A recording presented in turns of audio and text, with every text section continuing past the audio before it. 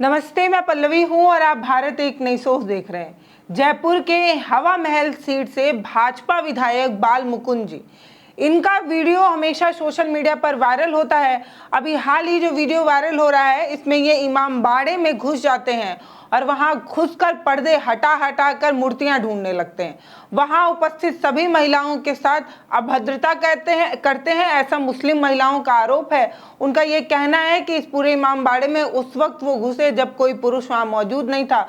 लड़कियां जहां पर प्रार्थना कर रही थी, जहां पर नमाज अदा कर रही थी, वहां पर भी वो घुस गए, चप्पल पहनकर घुस गए और उन्होंने जो है वो लड़कियों के साथ, महिलाओं के साथ अभद्रता की।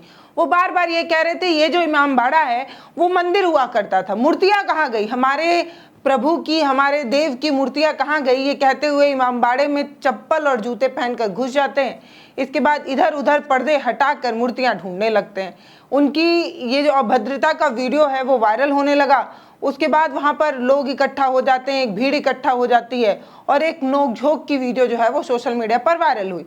अब उनका इमामबाड़े में घुसकर मूर्तियों को ढूंढना और मंदिर होने का दावा करना, ये कितना सही है, ये सोचने की बात है। बहुत सारे लोग बोलेंगे अगर मंदिर है उसे इमामबाड़ा बना दिया गया है तो विरोध तो करना ही पड़ेगा ना, ऐसे ही कैसे कोई किसी मंदिर को इमामबाड़ा बना देगा। तो ये बात जाननी होगी कि ये जो इमामबाड़ा है वो 200 साल पुराना है और इस इमामबाड़े की जो प्राचीन इतिहास है वो भी यही कहता है कि इमामबाड़ा बहुत पुराना है। खैर, तब भी मान लेते हैं कि पहले जो है वो मंदिर हुआ करता था, अब इमामबाड़ा बन गया है। इस तरीके की चीजें भी मान ली जा सकती हैं। लेकिन इसके बावजूद भी क्या किसी भी विधायक के पास ये इजाजत है या उसको इतना जो है वो छूट है कि वो किसी भी धार्मिक स्थान पर पहुंचकर वहां उपस्थित जो लोग हैं उनके साथ अभद्रता कर उसे जो है वो मंदिर बनाने का दावा कर दे और इमामबाड़ा बनाने का दावा कर दे। अब बाल मुकुंद जो हैं वो बीजेपी से विधायक हैं और जो है वो सनातन के प्रचारक हैं, इस तरीके की चीजें वो कहा करते हैं। अब सोचने और समझने की बात ये है कि जिस तरीके से वो मंदिर प्रांगण में घुसे, जिस तरीके से वहां पर भीड़ इकट्ठा हुई, वहां पर लोगों का यही कहना था कि अगर आपको कोई दिक्कत है तो आप रेवेन्यू डिपार्टमेंट से कागजात ले आइए और पता कर लीजिए, कानूनी कार्रवाई करिए ना भाई। अगर मुझे आपसे कोई दिक्कत है, आपने जो है कुछ गलत किया है, तो मैं आपसे पर्सनली लड़ने जाऊंगी या मैं कानूनी पैटर्न अपनाऊंगी। यही बात है। ये लोग संविधान पर ना जाने क्यों यकीन नहीं करते, इन्हें ना जाने क्यों संवैधानिक ढांचे से इतनी प्रॉब्लम है कि कानूनी प्रक्रिया नहीं अपना रहे। अगर किसी ने किसी पर अवैध कब्जा कर लिया है, किसी जमीन को कोई हथिया लिया है, तो उसके लिए कानून पैटर्न है, कानूनी पैटर्न तो है ना। बाल मुकुंदाचार्य जी को कानूनी पैटर्न अपनाने की बजाय खुद इमामबाड़े में घुसकर लोगों के साथ जो है वो अभद्रता करना, या वो किए या नहीं किए ये अलग बात है। बाकी उन्होंने एक वीडियो सोशल मीडिया पर बनाकर ये कह दिया कि हमने तो खैर कोई बदतमीजी नहीं की, हम अकेले वहां गए थे, हम जो है वो देखने गए थे कि वहां पर बैनर लगा है कि नहीं लगा है, क्योंकि वो पुराना मंदिर है, वहां पर एक फुहारा हुआ करता था, वहां पर बगीचा था, वहां पर ये था, वहां पर वो था। इस तरीके की चीजें वो बताने लगते हैं और कहते हैं कि जब हम इमामबाड़े में घुसे तो लोग हमसे ही बदतमीजी करने लगे। इस तरीके की बात बाल मुकुंदाचार्य जी कर रहे हैं। साहब, आप विधायक बन चुके हैं, इतना समझिए, इतना समझ तो आपके पास होना ही चाहिए कि बतौर विधायक आप समाज के हर इंसान का प्रतिनिधित्व कर रहे हैं, चाहे वो हिंदू हो, मुसलमान हो, सिख हो, बौद्धिस्ट हो, जैन हो, ईसाई हो, कुछ भी हो। अगर वो आपके विधायकी क्षेत्र के अंतर्गत आता है, आपके सीमा क्षेत्र के अंदर आता है, तो हर वो इंसान जो आपके सीमा क्षेत्र के अंदर है उसका आप लीडर हैं, उसके आप प्रतिनिधि कर रहे हैं। उसके बाद आप इस तरीके की बात कर रहे हैं, मतलब ये कहाँ से सेंस लाता है, ये कैसी सोच है। आप अगर विधायक हैं तो आपको हिंदुओं का और मुसलमानों की भावनाओं का भी सम्मान करना चाहिए, बतौर अगर आप संविधान पर यकीन करते हैं और उस पद की गरिमा को समझते हैं। तो अगर नहीं समझते हैं तो फिर अपनी गुंडागर्दी जो है वो आप जैसे पहले करते आ रहे हैं वैसे कर सकते हैं। अब ऐसा नहीं है कि ये वीडियो पहला है जिस पर बात की जा रही है। बाल मुकुंदाचार्य जी मीट की दुकानों को बंद करने वाला वीडियो जो आपको सामने आया ही होगा, आपने देखा ही होगा कि कैसे मीट की दुकानों को जाकर वो बार बार बंद करने लगते हैं। किसी के जो व्यवसायिक ढांचा है, जो उसका आमदनी का सोर्स है, उसको जो है वो बंद करते नजर आते हैं। इसकी इतना ही नहीं, वो रेहड़ी पटरी वालों से जाकर उनका जो है वो आधार कार्ड चेक करते हैं और ये जानने और समझने की कोशिश करते हैं कि फल बेचने वाला, सब्जी बेचने वाला, तरकारी बेचने वाला, भाजी बेचने वाला हिंदू है कि मुसलमान है। इस तरीके से चेकिंग का, इस तरीके से किसी भी दुकान पर जाकर उसका आधार कार्ड चेक करना, उसके साथ इस तरीके की व्यवहार करना, ये विधायक जी का काम नहीं है। और ना विधायक जी को ये शोभा देता है। अब ये समझने की ज़रूरत है और उन्हें ये समझ आना चाहिए कि बतौर विधायक आपको अपने क्षेत्र के हर इंसान का जो है प्रतिनिधित्व करना होता है, ना कि सिर्फ एक वर्ग और सिर्फ एक जाति का। यही विचारधारा है, ये उनका काम है। इमामबाड़े में घुसकर जो उन्होंने किया उसकी घोर निंदा होनी चाहिए। ये बात की जानी चाहिए कि जो उन्होंने व्यवहार अपनाया है वो बिल्कुल गलत है, संविधान के तौर पर भी गलत है, व्यवहारिक तौर पर भी गलत है और एक मानवता के नाते भी वो गलत है। अगर वो मंदिर ही है बाल मुकुंदराचार्य जी के अनुसार, तो मंदिर में भी जाने से पहले महंत जी, विधायक जी, चप्पल तो उतारा जाता है ना। अब आप अगर एक विधायक हैं तो आपको हर समाज की जो सांस्कृतिक चीजें हैं उसका सम्मान करना चाहिए था। आपको एटलीस्ट चप्पल या जूता जो भी आप पहन कर गए थे वो आपको उतार कर अंदर जाना चाहिए था। लेकिन अफसोस कि एक ये सोच जो आपने अपने दिमाग में बना ली है उसका न जाने क्या ही किया जाए। इससे पहले इनकी कई वीडियोस हैं जो ये रेडी पट्टी के साथ अभद्रता करते हैं। इसके अलावा ये जो है वो मीट की दुकानों पर जाकर इस तरीके की गुंडागर्दी करते हैं। ऐसे तमाम जो खबरें हैं वो लगातार आती रहती हैं। अब ये नहीं पता कि ये इस तरीके की चीज़ें क्यों करते हैं।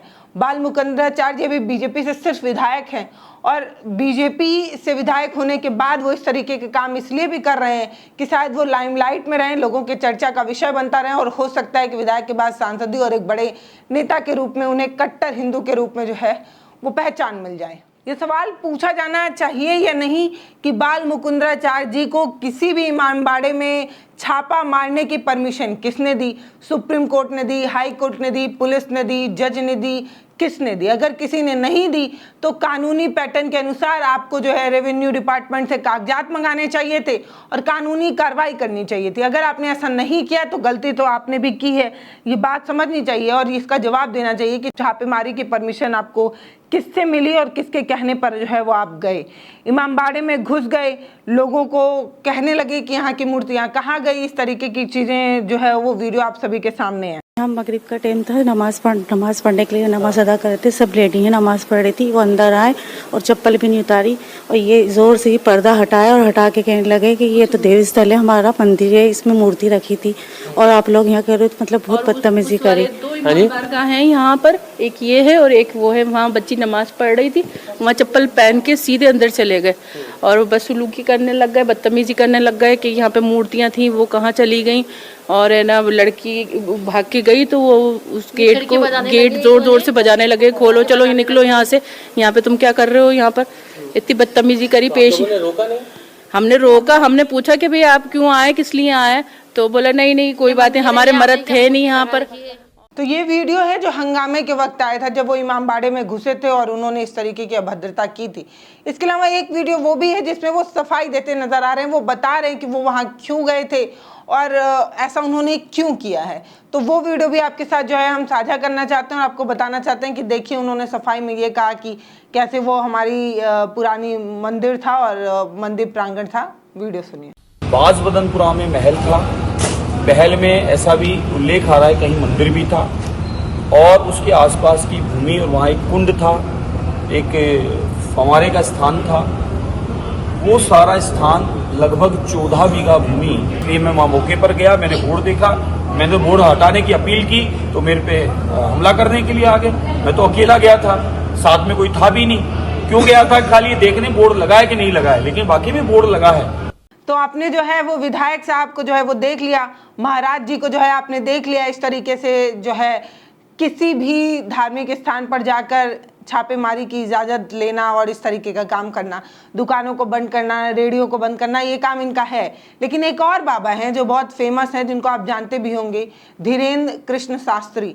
ये भी जो है वो एक ऑटो रिक्शा चालक का जो है वो रोक कर उसका नाम पूछते हैं, फिर उसका लाइसेंस चेक करने लगते हैं। ये सारी चीज़ों का वीडियो जो है सोशल मीडिया पर वायरल है। अब ये सवाल तो पूछा ही जाना चाहिए कि भाई आप लोगों को परमिशन कौन दे रहा है कि आप किसी रेडी वाले से उसका आधार कार्ड मांग ले रहे हैं, किसी ऑटो चलाने वाले से आप उसका नाम पूछ रहे हैं, उसका लाइसेंस पूछ रहे हैं। ये काम आपका नहीं है, इसके लिए पुलिस वालों को रखा गया भाई, तनख्वाह दी जाती है, हम और आप टैक्स देते हैं। बाबा आपका काम जो है वो धार्मिक काम करना है, प्रवचन देना है, पूजा पाठ करना है। सब क्या कर रहे हैं आप? पुलिस वाले क्या करेंगे? तब इन लोगों को छोड़िए, हटाइए नौकरी से, ये काम आप ही कर लीजिए फिर। मतलब एक बार सोचने की ज़रूरत है कि हर इंसान क्या किसी भी चलते हुए इंसान से जो है वो इस तरीके से पूछ सकता है कि तुम्हारा आधार कार्ड कहाँ है, किस जाति से तुम आते हो, तुम्हारा जो है वो ड्राइविंग लाइसेंस है या नहीं, तुम्हारी गाड़ी का कागजात है या नहीं? क्या ये सवाल पूछने का हक सबके पास है? क्या कोई भी इंसान किसी से भी ये सवाल पूछ सकता है? और अगर नहीं पूछ सकता है तो बाबा आप ये क्यों कर रहे हैं? ये पूछा जाना चाहिए या नहीं? बाबा जो है वो रोड जाम करके ई रिक्शा चालक से उसका लाइसेंस चेक कर रहे हैं। उनको ये अधिकार कौन दिया? किसके कहने पर वो ये सारी चीज़ें कर रहे हैं? और अगर वो किसी के कहने पर नहीं कर रहे हैं, अपने मन मुताबिक कर रहे हैं, तो आप अपने मन का हर चीज़ यहाँ पर नहीं कर सकते। ये देश संविधान से चलने वाला है और इस देश में हर काम के लिए, हर चीज़ के लिए रूल बना हुआ है और हर काम को करने के लिए एक एक डिपार्टमेंट बना हुआ है। उसमें लोग नियुक्त किए जाते हैं, उनको तनख्वाह दी जाती है और हम जैसे तमाम लोग टैक्स देकर जो है उन लोगों को तनख्वाह देते हैं। अब वो अलग बात है कि मंदिरों में किस तरीके का टैक्स नहीं लिया जाता, इसलिए बाबा को शायद ये बात पता नहीं है कि हर काम के लिए टैक्स दिया जाता है, उसके लिए लोगों को नौकरी पर रखा जाता है, उनकी तनख्वाह होती है। और शायद मंदिर भी टैक्स के अंदर होते तो बाबा को जब उनके आमदनी का पैसा कटता तो उनको समझ में आता कि ये काम हमारा नहीं, ये काम पुलिस वालों का है, ट्रैफिक विभाग का है। बाबा जो है वो ऑटो चालक से उसका नाम पूछते हैं, उसके बाद वो ऑटो चालक अपना नाम रहीस खान बताता है। उसका नाम सुनने के बाद बाबा उसको स्पेशल हिदायत देते नजर आते हैं कि देखो दारू पीकर ये जो है गाड़ी मत चलाना, ये गाड़ी बड़ी हल्की होती है, ये गाड़ी पलट जाने का डर होता है। ये सारी चीज़ें समझाते हुए बताने लगते हैं कि देखो भाई तुम मुस्लिम हो इसलिए तुमको जो है हम समझा रहे हैं, तो हर मुस्लिम दारूबाज है, सुट्टाबाज है, नशेड़ी है क्या बाबा जी? और दूसरी बात ये कि वो गाड़ी चला रहा है, उसके पास कागजात हैं या नहीं, ये पूछने का अधिकार शायद जो है वो आपके पास नहीं है।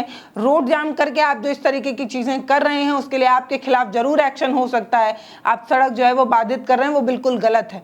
और एक बात फिर से मैं कह रही हूँ कि किसी भी इंसान को किसी का भी धर्म, जाति, मजहब पूछ कर उसके साथ किसी भी तरीके का भेदभाव करने का अधिकार नहीं है। अगर वो सड़क पर कोई बाइक, स्कूटी या टेम्पू या बस कुछ भी चला रहा है तो उसका लाइसेंस चेक करने का अधिकार ट्रैफिक विभाग के पास है, ना कि हमारे पास। हम किसी का भी आधार कार्ड, लाइसेंस, कागजात ये नहीं चेक कर सकते।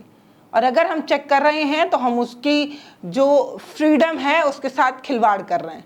शायद ये बात इन लोगों को कोई समझा दे, शायद ये चीज़ इनको समझ में आ जाए। अगर समझ में आ जाए तो अच्छा है, और ना समझ में आए तो ये सब चीज़ झेलने की आदतों में है ही। हम लोग ये सारी चीज़ें झेल ही रहे हैं। रहीस खान चंद्रनगर कब से गाड़ी चला? जय श्री राम। 3-4 लाइसेंस है, इसका लाइसेंस करवाया, इसका है, आपका लाइसेंस नहीं है, फिर क्यों चला रहे हो? गलत बात है, कानूनी कार्रवाई होगी। अब आप कल से पहले रिक्शा बंद करो, पहले आप लाइसेंस लो, इसके बाद आप रिक्शा चलाओ।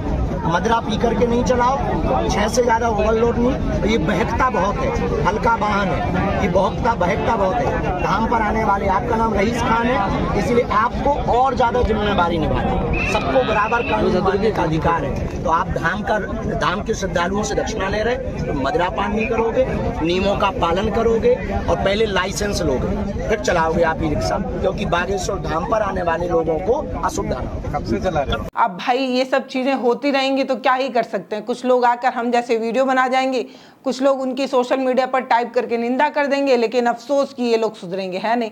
बाकी हम इस तरीके की खबरें आपको दिखाकर आगाह करने की कोशिश करते हैं कि धर्म के ठेकेदार हों, चाहे जो है वो पूजा करने वाले बाबा लोग हों, वो न जाने क्यों इस तरीके की चीज़ें करते हैं। विधायक साहब हर दुकानों को जाकर, जो खास तौर पर मुस्लिम दुकानें हैं, उनके साथ बदतमीज़ी करता हुआ बाल मुकुंदाचार का वीडियो बहुत वायरल है।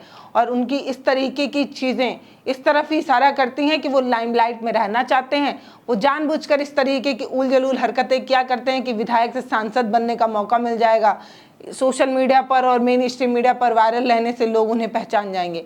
तो शायद आप समझिए कि किसी भी तरीके की कट्टरपंथी विचारधारा से समाज का भला तो नहीं ही हो सकता। ये बात आपको समझने की ज़रूरत है। और अगर आप एक समुदाय, एक धर्म विशेष को बांटकर, उसे नीचा दिखाकर, उसे जो है वो उल जलूल बोलकर अपने आप को बड़ा और श्रेष्ठ बचाने की कोशिश कर रहे हैं, तो ये तो भाई भगवान भरोसे है, आप कैसे अपने आप को श्रेष्ठ समझते हैं। नमस्ते।